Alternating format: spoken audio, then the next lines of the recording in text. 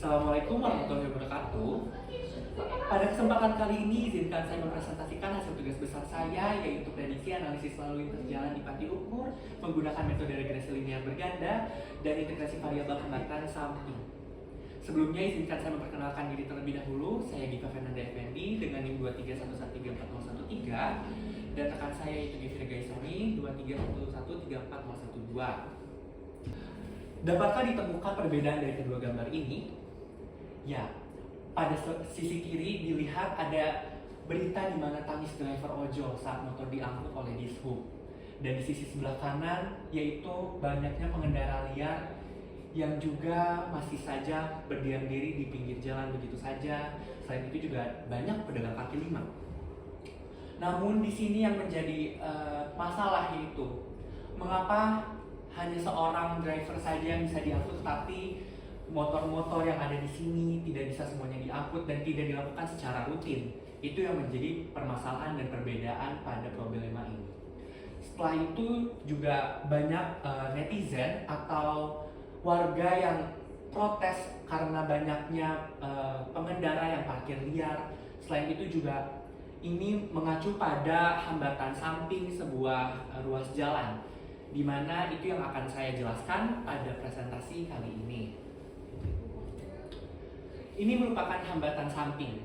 Contoh terbesarnya yaitu banyaknya parkir liar dan juga pedagang kaki lima yang berdiam diri di pinggir jalan, di mana itu membuat kondisi segmen atau ruas jalan jadi terhambat dengan mengurangi kapasitas yang seharusnya maksimal berada di seluruh atau sepanjang ruas jalan menjadi kurang karena banyaknya pengendara-pengendara, pedagang kaki lima yang berdiam diri begitu saja. Selanjutnya yaitu ada tujuan, di mana saya memiliki 4 tujuan untuk menganalisis pada arus lalu lintas saat ini, yaitu karakteristik, di mana kita harus mengidentifikasi karakteristik apa saja yang kita analisis untuk mengenai jalan di Pati Ukur menggunakan metode yang akan kita berikan tujuan juga, yaitu di model prediksi, di mana saya menggunakan metode regresi linear berganda, lalu pengaruh dan apa saja pengaruhnya, yaitu yang kita akan telusuri nanti, dan terakhir yaitu evaluasi model, di mana setelah kita melakukan metode yang kita gunakan, kita akan mengevaluasi model tersebut apakah layak digunakan atau tidak. Selanjutnya, di sini saya mengambil definisi hambatan samping dan referensi lainnya dari Pedoman Kapasitas Jalan Indonesia tahun 2023, di mana hambatan samping itu sendiri didefinisikan sebagai sebuah kondisi dalam satu segmen jalan yang terhambat atau dikurangi kapasitasnya karena banyaknya pengaruh hambatan samping yang akan saya telusuri lebih lanjut pada area jalan di Pati Ukur. Selanjutnya, ini merupakan sistem transportasi perkotaan. Mengapa saya akan membahas ini? Karena sebelum kita menuju pada intinya yaitu hambatan samping, kita akan mengetahui dulu apa yang garis besarnya, yaitu sistem transportasi perkotaan, di mana pada gambar sebelah kiri di sini terdapat sistem transportasi makro yang saya ambil gambarnya dari Tamin tahun 2000. Di sini dijelaskan bahwa sistem kelembagaan ini akan berkesinambungan antara satu dan lainnya karena akan memudahkan warga atau masyarakat dalam beraktivitas dan bermobilisasi. Kemudian ada daerah kajian sederhana, di sini merupakan peta singkat untuk membuat sebuah daerah kajian sederhana, yang dimana di sini banyak poin-poin, ada pusat zona, gateway. Ini mengapa dibuat? Karena untuk mengetahui bagaimana arus lalu lintas, bagaimana kapasitas, dan lain-lain. Selanjutnya, saya akan membahas arus lalu lintas, di mana arus lalu lintas itu sebuah kondisi di mana suatu segmen jalan yang akan dilewati oleh kendaraan dalam waktu atau periode tertentu. Di sini juga ada volume lalu lintas. Volume lalu lintas ini merupakan jumlah kendaraan yang melewati pada satu titik ruas jalan dalam waktu yang tertentu. Lalu karakteristik arus, ya itu terdapat 3, volume atau tingkat arus atau flow, kecepatan, dan kepadatan. Yang terakhir, faktor yang memengaruhi. Di sini saya mengambil faktor geometrik jalan yang terdapat, yaitu ada tipe jalan, kelas jalan, status jalan, dan jalan itu misalnya terbagi menjadi berapa tipe. Selanjutnya faktor lingkungan dan waktu, di mana faktor lingkungan dan waktu ini dipengaruhi karena perbedaan jumlah sistem masyarakat atau banyaknya masyarakat yang tinggal pada suatu daerah. Mengapa diambil ini sebagai faktor yang mempengaruhi? Karena perbedaannya mobilisasi setiap daerah. Lalu faktor komposisi kendaraan, di mana kendaraan ini dibagi menjadi beberapa tipe, yaitu kendaraan besar, kendaraan kecil, kendaraan sedang, kendaraan tidak bermotor, kemudian mobil penumpang, serta sepeda motor. Selanjutnya, perilaku pengemudi. Mengapa perilaku pengemudi dimasukkan ke dalam faktor yang mengaruhi? Misalnya dalam sebuah kasus ada pengendara yang umurnya sudah lansia, kondisi mereka sudah tidak prima lagi seperti layaknya mahasiswa atau orang tua, karena dengan adanya perbedaan umur tersebut kita menjadi mengetahui gitu apa perbedaan dari perilaku pengemudi, yang mana untuk lansia itu biasanya lebih lambat dan itu mempengaruhi kepada arus lalu lintas yang menyebabkan kepadatan dan kecepatan yang perbedaan. Selanjutnya, samping yang sudah saya jelaskan sebelumnya, di sini ada jenis hambatan samping, pengaruh terhadap kapasitas jalan, dan klasifikasi hambatan samping. Di mana jenis hambatan samping itu ada 4. Yang pertama itu pejalan kaki, yang kedua penghentian kendaraan atau kendaraan parkir, yang ketiga yaitu kendaraan keluar masuk kendaraan dengan menggunakan akses keluar masuk kendaraan yang berada di area lahan sekitar. Lalu yang terakhir kondisi atau pelambatan sebuah kendaraan. Lalu ada pengaruh terhadap kapasitas jalan yang sudah dijelaskan dalam kedua gambar tersebut secara singkat. Lalu klasifikasi hambatan samping, di mana klasifikasi hambatan samping ini yaitu ada sangat rendah, sedang, tinggi, dan sangat tinggi. Selanjutnya, di sini ada prediksi arus lalu lintas, di mana konsep prediksi yang digunakan yaitu konsep forecasting dan juga bangkitan dan tarikan. Lalu apa saja faktor yang mempengaruhi akan kita jelaskan lebih lanjut. Selanjutnya, ini adalah faktor-faktor yang mempengaruhi, yaitu pertumbuhan penduduk. Mengapa? Pertumbuhan penduduk itu digunakan sebagai faktor yang mempengaruhi konsep prediksi arus lalu lintas, karena perbedaannya bangkitan yang pastinya akan memengaruhi sebuah perbedaan dari tarikan yang akan ditarik oleh sebuah bangkitan. Lalu tata guna lahan, pertumbuhan ekonomi. Mengapa pertumbuhan ekonomi ini dimasukkan ke dalam faktor yang mempengaruhi? Karena ada perbedaannya pemasukan atau dari PDRB yang akan kita tinjau lebih lanjut. Selanjutnya tingkat kepemilikan kendaraan. Selanjutnya, di sini saya menggunakan metode regresi linear berganda, di mana definisinya sendiri yaitu jumlah penduduk itu merupakan variabel definisi yang dinamakan sebagai X, dan diambil datanya itu dari tata guna lahan, dan itu outputnya itu sebagai volume arus lalu lintas. Nah, kemudian ada variabel yang tidak terikatnya atau variabel bebasnya, itu fluktuasi volume lalu lintas yang dinamakan sebagai Y. Regresi linear sendiri itu memiliki persamaan umum, di mana persamaannya itu Y sebagai variabel terikat sama dengan B0 ditambah B1X1 tambah B2X2 ditambah E. Yang keterangannya terlampir di sebelah saya. X merupakan variabel bebas, B0 merupakan konstanta, B1, B2, B3 merupakan koefisien regresi, dan E sebagai error atau gawat. Itu juga bisa dinamakan sebagai konstanta. Selanjutnya,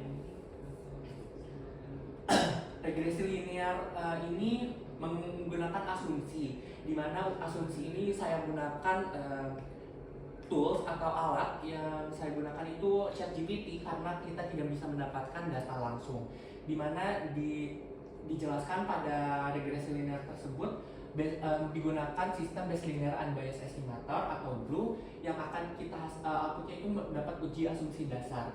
Uji asumsi dasar itu sendiri terdapat 5, yaitu uji normalitas, uji multikolinearitas, ketiga uji heteroskedastisitas, dan keempat autokorelasi, serta yang kelima linearitas atau koefisien regresi. Selanjutnya, ini merupakan alur penelitian yang saya gunakan. Terlampir pada sebelah kanan saya, yaitu dimulai dengan studi pustaka dan perumusan masalah, lalu mengumpulkan data, apakah data yang digunakan itu primer atau sekunder, lalu kita kompilasi dan pengolahan data. Setelah didapatkan datanya, apakah memenuhi syarat atau tidak. Apabila tidak, kita harus mengulangi pengolahan data, dan apabila setelah memenuhi syarat, kita akan bisa didapatkan kesimpulan dan sarannya, lalu analisis selesai. Selanjutnya, Ini merupakan sumber data yang saya gunakan, di mana data-data ini merupakan data asumsi yang saya telah jelaskan sebelumnya, digunakan alat ChatGPT untuk memudahkan karena kita tidak mendapatkan data primer, dan ini merupakan data yang digunakan itu ada data hambatan samping dan data geometrik jalan terlampir. Selanjutnya, metode analisis yang saya gunakan menggunakan metode regresi linear berganda ini. Pertama itu kita harus melakukan analisis statistik deskriptif. Setelah kita menggunakan analisis statistik deskriptif ini, yang dimaksudkan dalam membaca sebuah tabel atau membaca sebuah grafik, lalu regresi linear berganda bisa kita kerjakan atau kita olah datanya. Setelah kita dapat datanya, kita bisa menguji hipotesis, di mana uji hipotesis ini terdapat 3 langkah. Yang pertama, uji T atau uji parsial dengan tujuan untuk mengetahui tingkat signifikasi pengaruh variabel independen terhadap variabel dependen, lalu uji F atau uji simultan pengaruh masing-masing variabel terhadap volume arus lalu lintas. Yang terakhir, koefisien determinasi, di mana koefisien determinasi ini yang menentukan apakah jalan ini layak dianalisis menggunakan metode yang saya gunakan atau tidak. Selanjutnya yaitu evaluasi model. Singkatnya saja, evaluasi model itu merupakan sebuah pengevaluasian dari metode yang telah saya gunakan, apakah dapat digunakan atau tidak, dan ini merupakan rincian dari setiap pengujian dalam evaluasi model, di mana uji normalitas ini memiliki 3 pengujian, dan ini merupakan syarat-syarat pengujiannya. Di sini dijelaskan sebagai nilai signifikansi apabila lebih dari 0,05 yang dikatakan normal, jadi tidak perlu dilakukan pengujian ulang dalam uji normalitas. Selanjutnya ada juga uji multikolinearitas dan menggunakan 2 indikator, yang pertama tolerance dan variance inflation factor. Di sini telah dicantumkan juga keterangan atau syarat-syarat yang digunakan untuk mengetahui apakah uji multikolinearitas itu dapat dilanjutkan atau tidak. Selanjutnya ada uji heteroskedastisitas, di mana didapatkan 2 metode, namun dalam analisis saya kali ini digunakan metode Glaser. Dan di sebelah sini ada keterangan atau syarat-syarat yang digunakan apabila uji heteroskedastisitas ini layak digunakan atau tidak. Selanjutnya, yang keempat itu uji autokorelasi, digunakan metode Durbin-Watson, dan ini merupakan syarat-syaratnya. Dan yang terakhir yaitu evaluasi ketetapan model, di mana menggunakan koefisien determinasi nilai-nilai F, dan setiap variabel itu memenuhi syarat asumsi K atau memiliki nilai R kuadrat yang tinggi dan memiliki nilai signifikan uji F kurang dari 0,5 serta variabel independen nilai uji T yang kurang dari 0,5. Selanjutnya, ini merupakan hasil analisis dari karakteristik arus lalu lintas, datanya terlampir. Selanjutnya, ini merupakan analisis hambatan samping yang digunakan data sekunder dengan hasil tabel terlampir. Next. Ini merupakan hasil analisis regresi linear berganda, di mana didapatkan dari kedua hasil analisis sebelumnya dan akan kita masukkan ke dalam persamaan umumnya dari hasil dari regresi linear berganda, yaitu terlampir, dan didapatkan persamaan sebagai berikut.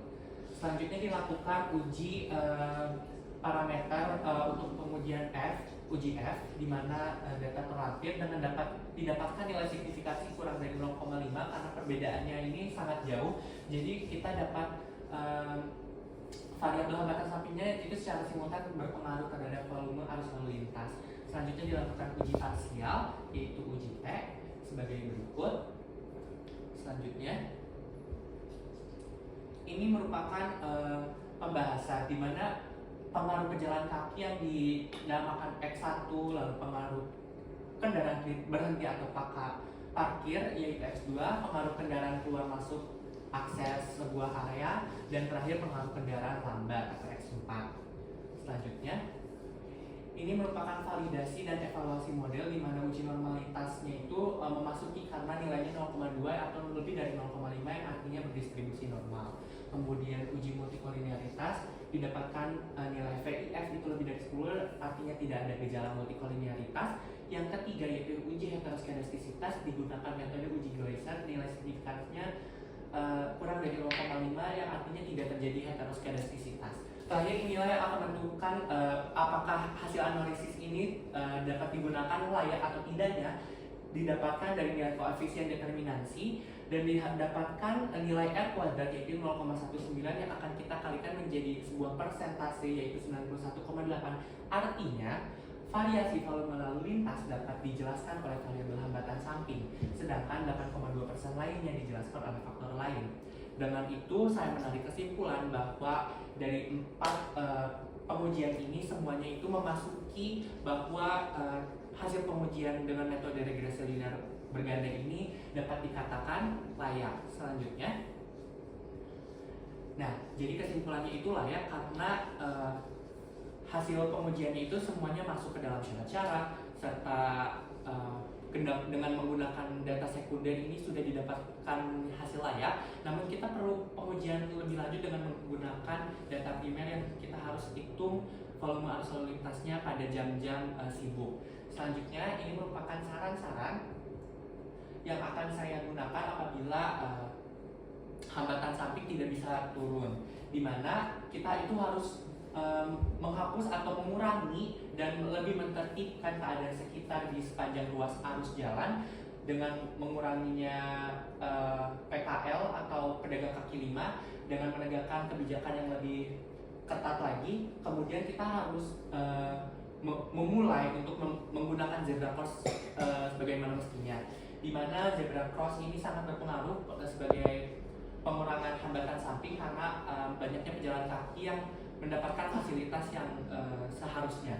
Kemudian yang terakhir yaitu pembangunan jembatan penyeberangan orang, di mana ini dibutuhkan karena agar menguranginya pejalan-pejalan kaki yang menyeberang sembarangan.